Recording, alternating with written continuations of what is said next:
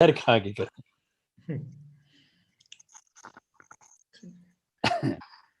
एक ने लिखा है जी, खाना खाने के बाद पेट में हल्की हल्की दर्द शुरू हो जाती है और बहुत ज्यादा गैस बनती है।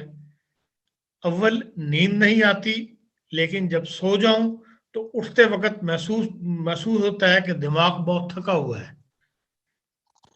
हाँ जी, इन साहब का भी, या ऐसे सब उन लोगों का जिनको ये सारे ये प्रॉब्लम है, उनका निज़ाम हाजमा ख़राब। इनको चाहिए कि अपनी डाइट चेंज करें और अपने निज़ाम हाजमा को ठीक करें।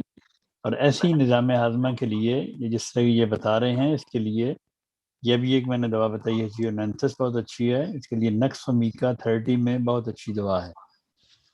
और अगर वो नक्स फमीका खाने के बाद और रूबीनिया 30 खाने से पहले इस्तेमाल करना शुरू करें तो इन चीज़ों से बच जाएंगे। एक ने पूछा